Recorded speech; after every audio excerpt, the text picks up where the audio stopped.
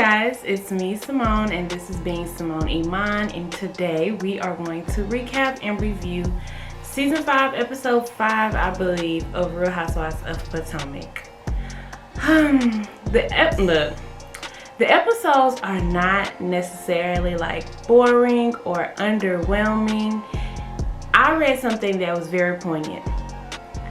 The season leaked to the blogs because of the fight between Candace and Monique so soon that it's kind of like we already know what's gonna happen, like, or not even just with Monique and Candace, like Robyn and Juan are gonna get engaged and he's gonna get her a pink stone in her ring. Like, we know this already, and that's supposed to be the season finale. So there's some not so favorable things going on, especially for their ratings. I read that the ratings aren't that great this season, but I'm still watching. Look, we still on Real Housewives of Potomac. So the episode opens up with Candace and Chris talking about buying homes and babies, and honestly, I'm over it. Like, of course, because we know this is something that they both want. We know that's their next step, and it's kind of like what I was just saying about the season leaking. Like, we can predict this. I see how this is gonna play out. I know Candace's storyline next season is gonna be purchasing a home and having a baby. Those are her storylines for the next 2 seasons, actually. So it's kind of like, I love Chris and Candace together, though. I think they balance each other off really well. Specifically, Chris. I think he's very down to earth. He's very practical. I just keep talking about the blogs, but like, so say his text leaks to the blogs and he says that the fight is Candace's fault.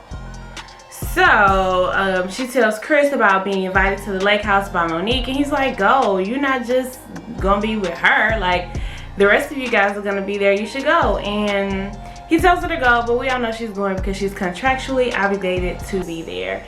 I like the B-roll footage of Real Housewives of Potomac. They had some with Robyn's son, and he's telling her he doesn't want her to go when they're packing for the lake house trip with Monique. And then Gizelle, yeah, Gizelle has Louis Vuitton luggage in Fellas Paredes fashion.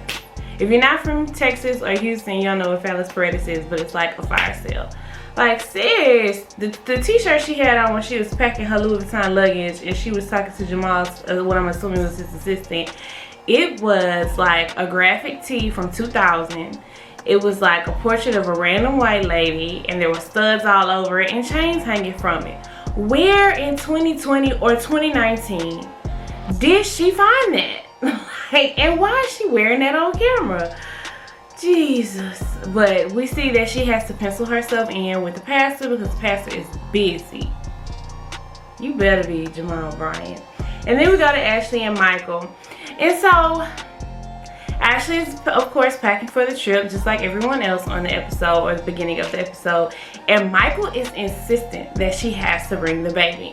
Now, baby Dean is like 3-ish months, a little over 3 months. So I get it. And he's exclusively breastfed. I totally get it. She doesn't need to be separated from her baby. And we'll revisit this when we talk about the thing that happened between her and Wendy. But he was very insistent that she had to take the baby. And it's just, his reasoning behind it too, it just seemed really sketchy. I don't know, maybe I'm just skeptical of Michael because he's a shady character in my opinion and in the opinion of most watchers. But it was just weird how he was like super insistent. His reasoning was just like a baby, like he was a baby kangaroo. He doesn't need to be separated from his mom this soon. It was just like, okay. Ashley says that he's become an ass man. No, sis, this is a cheap dig, but he been an ass man. Then we go to Monique and Chris, and Monique basically has rich women problems. Like, she was going through her laundry list of what she had to do to host people at her lake house. And it's like, oh, well, some people live in the projects, Monique, so there's that. Like, at least you have a lake house to invite someone to, sis. Come on now. I loved her short, bountiful curls of a bob. It was just so cute. Gizelle comes to the house, and of course Gizelle is scared of T'Challa too, and Chris don't seem too fond of him.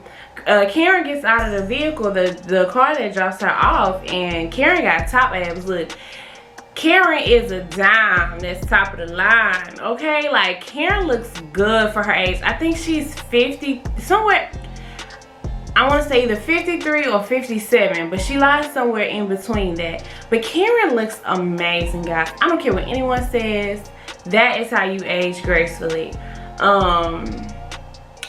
Karen was talking about in her confessional how Gizelle can't dress. Everybody knows it.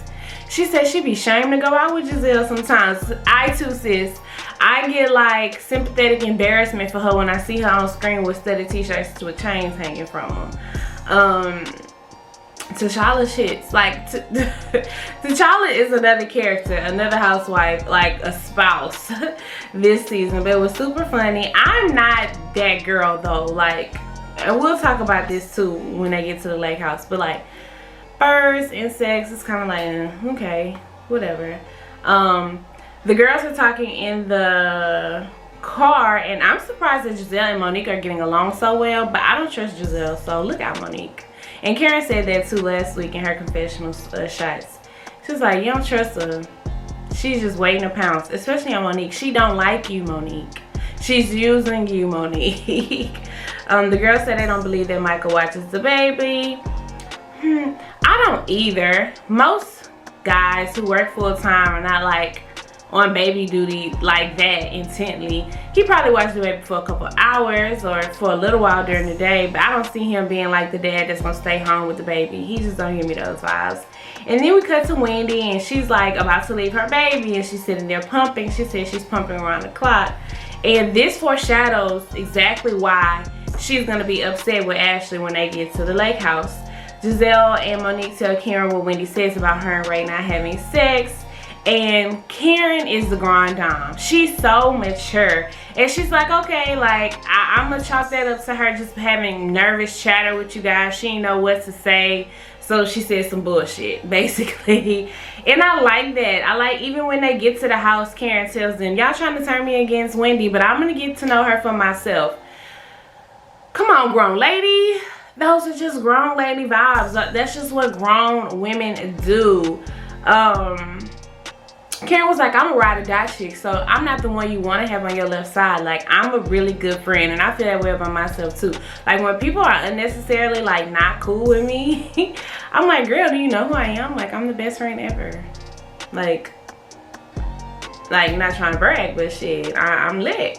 The girls arrive at the house, and it's a really nice house. It's cute. It's not as extravagantly decorated and stuff like her house in Potomac, but it's a cute house. The guest house is cute. It gives very much like Airbnb vibes. They don't need that check, but if they wanted that check, that would be an easy check for them to get, to put that house on Airbnb. Karen again proves why she's the fan fave, because she says that she can't be tainted and turned against Wendy, and I loved it. The women pile in, they all start to arrive. Ashley arrives. She's like, surprise, bitches. It was cute. And the room delegation worked out really well for everybody, especially since Ashley bought an nanny and a baby. So here's the thing.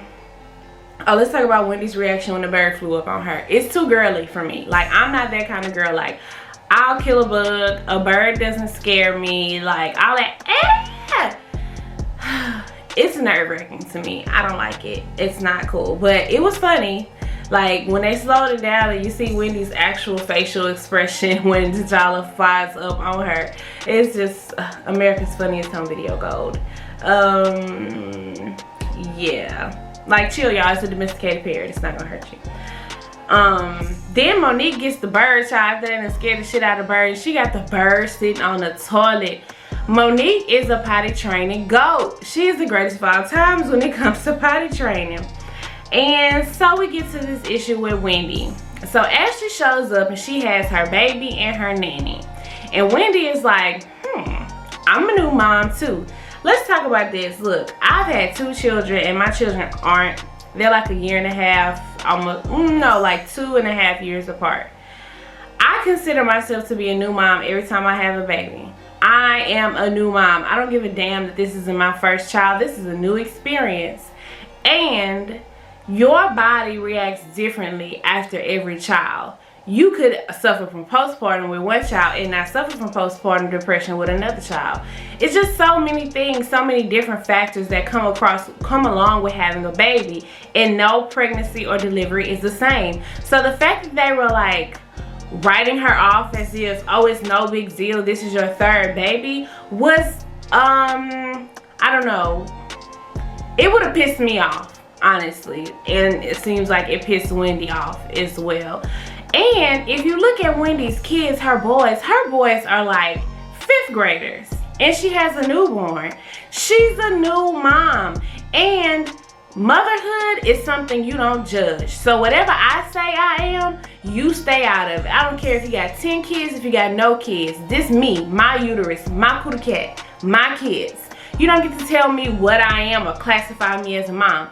That will piss you off, especially when your hormones is already all over the place because you just had a baby 3 or 4 months ago. Like, I didn't like the way that Robyn was talking about it. This is her first baby. Robyn and Gizelle are defending Ashley as if Ashley wasn't dragging their ass for the first 3 seasons. And I cannot. Look, I cannot. One thing I will say about Wendy, her foundation shade is off. Like, I have like a terracotta, orange, lippy one. This is what Wendy's foundation was giving, and I hated it. And I know she looking at that shit right now like, never again. Wendy gonna bounce back. I'm confident. Ashley ain't changed though.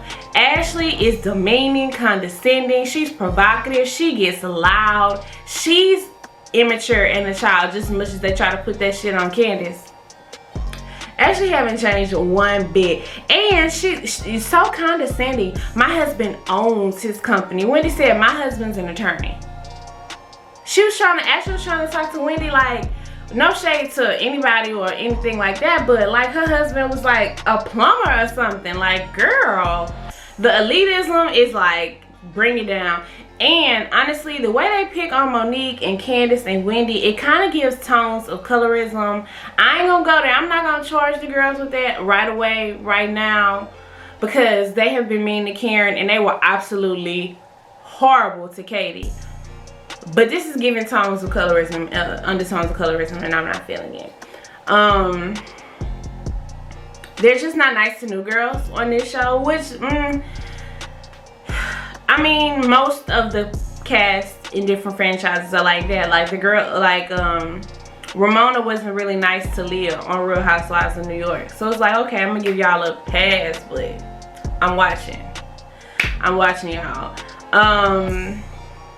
Candace goes to speak with Gizelle in the guest house, and Gizelle had on a liquid leather mini skirt with a pearl studded like peasant top.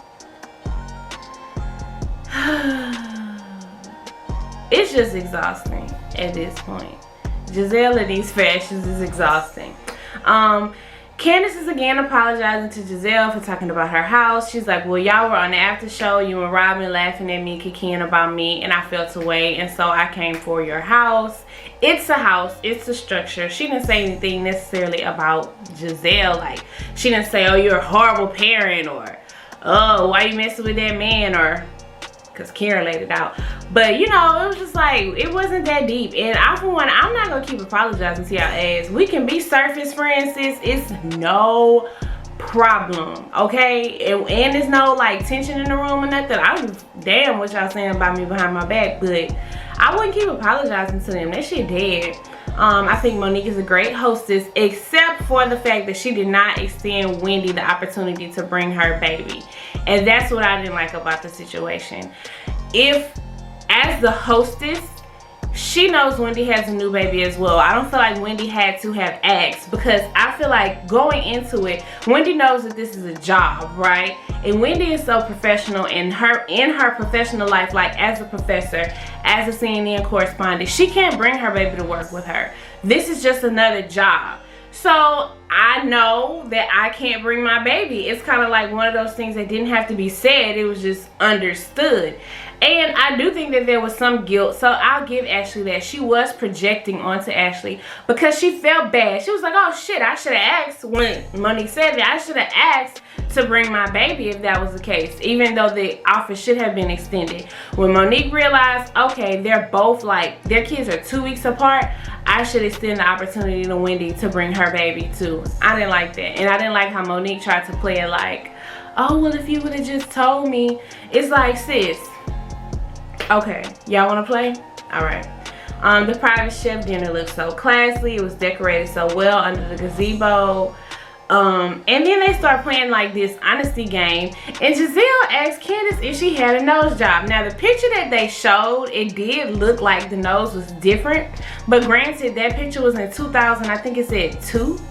And that was 18 years ago. So I was kind of like, I mean, she could have gained a little weight and her nose filled out. And that's another thing. The nose went from really, really small to big. Who goes to get a nose job to get a bigger nose? I don't know. But, hey, what Gizelle had was crumbs for the loaf of bread that Karen was going to throw at her. Karen got straight to it and asked her about Jamal and the infidelity. And how can you trust a man who has had babies on you in the out of the pulpit in the congregation? And she's just like, it's the past, we move forward. That was 12 years ago. For me personally, it ain't no expiration date on infidelity, turmoil, stress, that kind of resentment. I don't think I would ever be able to let go of. And that's me, you know. It's a constant reminder because hello, it's a child that came out of this, and of course he's a father to this child, so that's another constant reminder. And I'm interested to see what kind of relationship her girls have with their siblings that came out of the congregation. Okay, so then Gizelle asked Ashley about her butthole and if using her butthole is a requirement, and Karen wants to know it as well.